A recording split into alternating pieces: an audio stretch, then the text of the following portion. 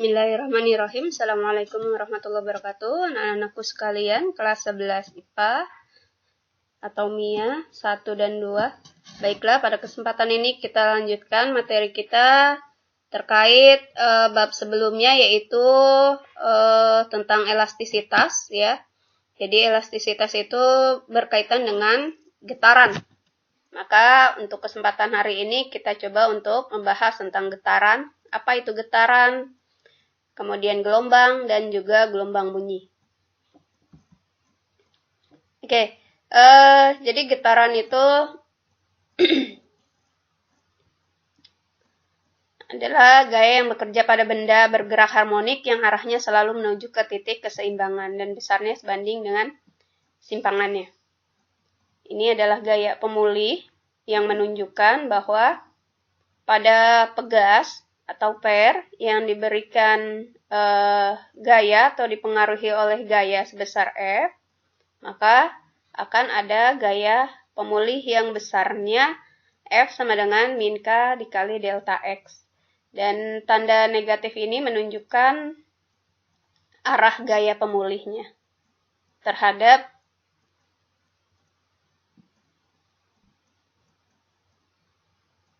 arah gaya pegas.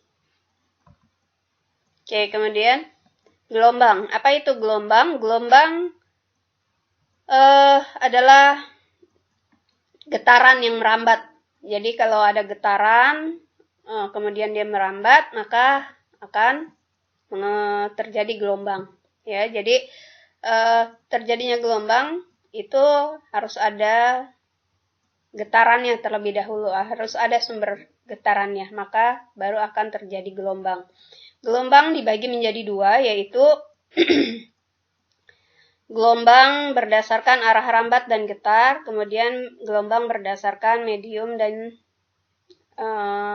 medium rambatnya. Nah, gelombang berdasarkan arah rambat, arahnya ya, ini dibagi menjadi dua, yaitu gelombang transversal dan gelombang longitudinal. Kemudian gelombang berdasarkan mediumnya, media ya, yang membutuhkan media, menggunakan media, yaitu gelombang mekanik dan juga gelombang elektromagnetik. Oke, nanti akan kita bahas. Nah, di sini diperlihatkan di gambar bagaimana perambatan gelombang transversal dan perambatan gelombang longitudinal.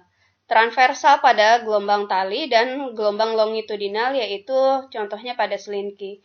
Jadi arah perambatan gelombangnya pada gelombang transversal dia akan membentuk titik simpul, kemudian juga titik puncak, kemudian perut, simpul, titik perut, simpul dan seterusnya.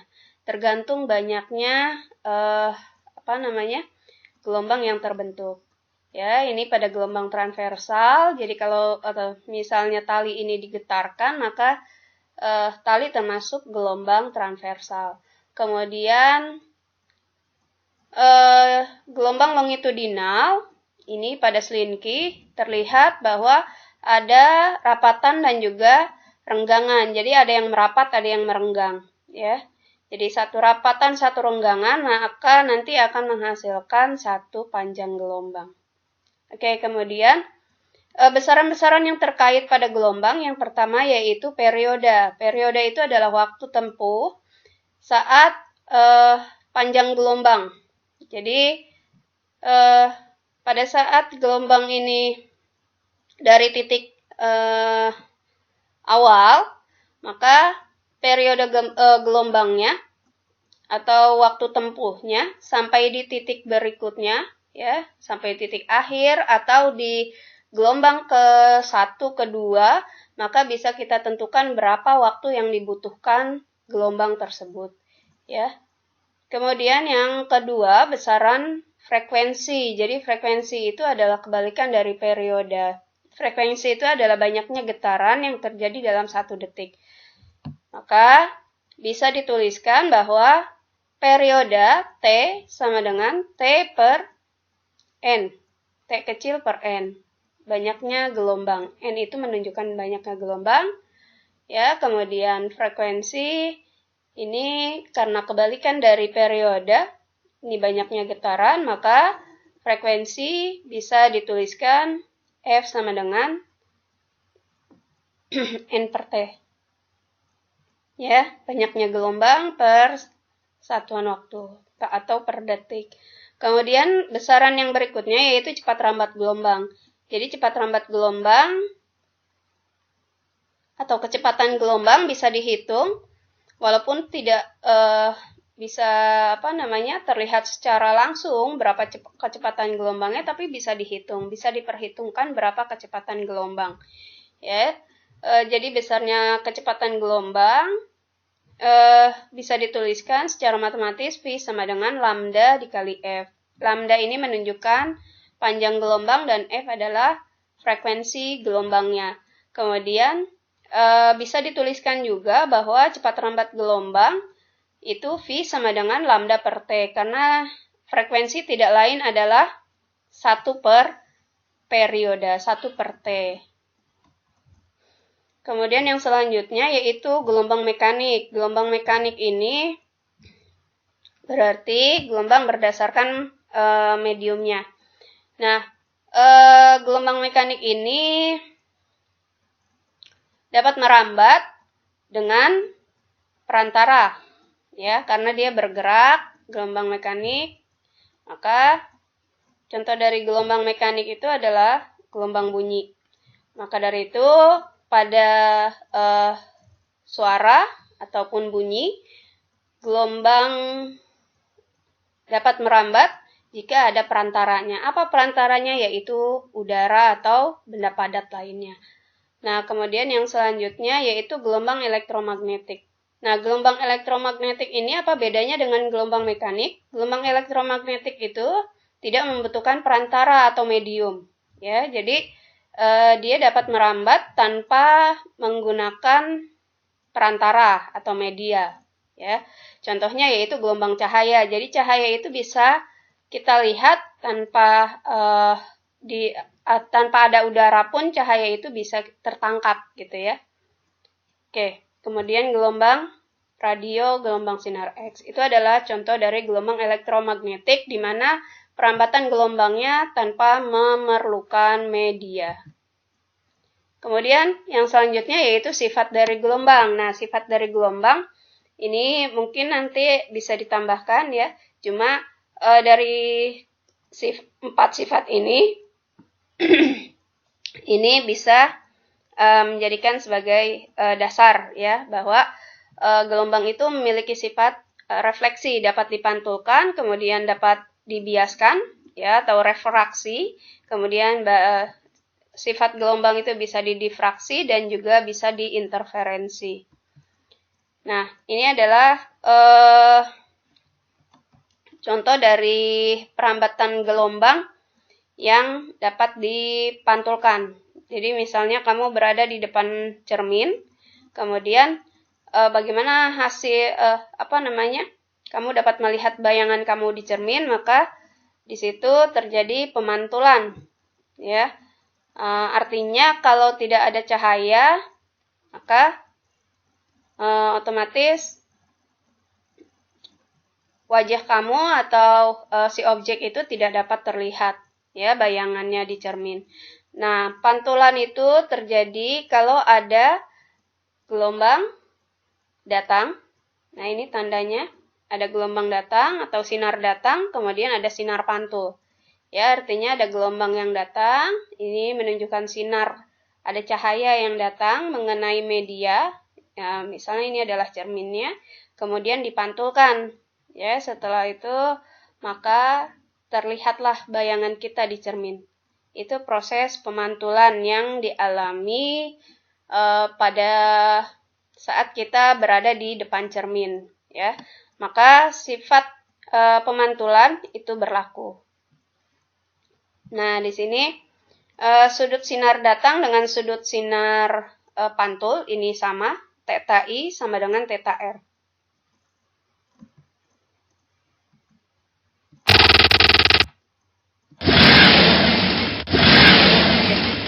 Jadi yang selanjutnya yaitu pembiasan. Pemantulan, nah ini pembiasan.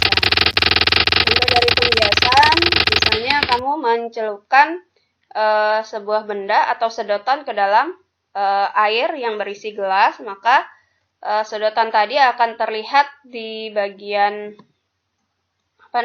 kamu melihat sedotan tadi di bagian gelas tersebut, di bagian sisi kanan atau sisi kirinya akan terlihat agak sedikit bengkok gitu ya, karena cahaya itu dapat dibelokkan atau dibiaskan. Jadi di sini menunjukkan pembiasan cahaya. Pada saat cahaya ini datang, yang seharusnya dia lurus ya cahayanya, nah titik putus ini menunjukkan seharusnya cahayanya lurus, tetapi karena dia melewati dua media yang berbeda, yaitu udara kemudian masuk ke air, ya maka dibelokkan ya. Jadi harus ada media yang berbeda, itu medium yang berbeda. Nah, dalam hal ini dia bisa dibelokkan pada udara dan air ya. Maka dibelokkannya arahnya semakin mendekati garis normal. Ini pada kejadian refraksi atau pembiasan gelombang. Oke.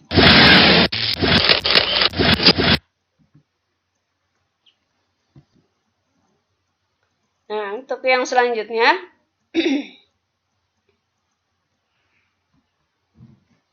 yaitu peristiwa pelenturan gelombang atau disebut difraksi. Jadi, gelombang itu bisa didifraksi, dilenturkan pada saat dia melewati sebuah celah. Ya, tadinya gelombang ini datang, kemudian melewati celah yang sempit, maka dia akan membentuk gelombang yang kecil, kemudian besar gitu. Jadi gelombang ini bisa melewati celah sempit tadi, karena gelombang itu memiliki sifat dapat dilenturkan, ya, walaupun dia melewati celah yang sangat sempit. Oke, itu disebut dengan peristiwa difraksi. Nah, kemudian di sini sifat dari gelombang interferensi yaitu perpaduan antara dua gelombang. Ini gelombang pertama, ini gelombang kedua. Jadi dipadukan gelombang tadi. Misalnya ada suara pertama, suara kedua, ya. Ada sumber suara pertama, sumber suara kedua, kemudian dipadukan, maka dia berinterferensi menghasilkan satu suara, gitu ya, yaitu YR. Nah, nanti akan kita bahas mengenai gelombang berjalan dan juga gelombang stasioner. Oke. Nah, ini adalah contoh dari gelombang berdasarkan medianya. Ya, contohnya yaitu gelombang bunyi. Jadi bunyi itu atau suara, dia termasuk gelombang mekanik yang membutuhkan media atau medium saat dia merambat, ya, untuk perambatannya. Oke, nanti akan kita bahas ini mengenai gelombang bunyi. Selanjutnya yang terpenting adalah kalian memahami terlebih dahulu apa saja, besaran-besaran apa saja yang berkaitan dengan gelombang dan apa yang menyebabkan terjadinya gelombang, ya. Nah, itu nanti diakhiri dengan efek Doppler pada gelombang bunyi. Ini peristiwa efek Doppler. Oke, nah silakan dari contoh soal ini. Silakan kalian pelajari. Ini menentukan banyaknya frekuensi dalam satuan Hertz, ya. Frekuensi itu Hertz, karena tadi frekuensi itu adalah banyaknya gelombang N per T. Maka pada 30 gelombang, ini nanti diralat ya, bukan 33, tapi 30 gelombang terbentuk dalam waktu 3 detik. Maka 30 gelombang ini menunjukkan banyaknya gelombang. Nah, waktu terbentuknya itu selama 3 detik. Jadi T kecilnya yaitu 3 detik, maka bisa ditentukan besarnya gelombang, frekuensi gelombang yaitu N per T 30 per 3 yaitu 10 Hz hasilnya untuk frekuensinya.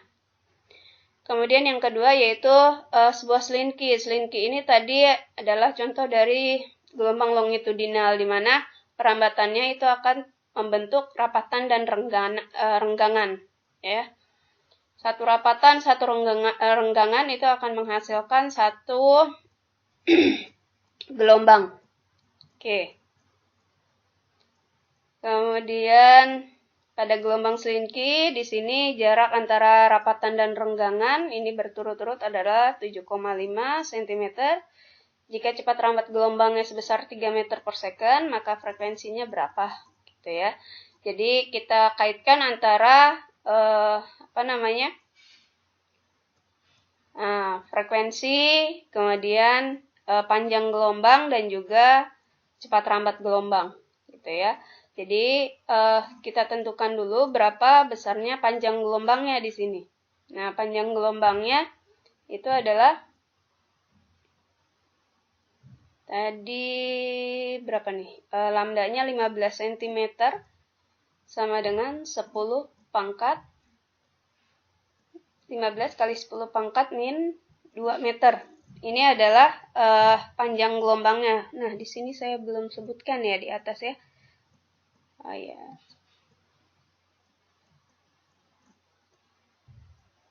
Oke, jadi sudah diketahui bahwa lambdanya itu 15 cm ya. Karena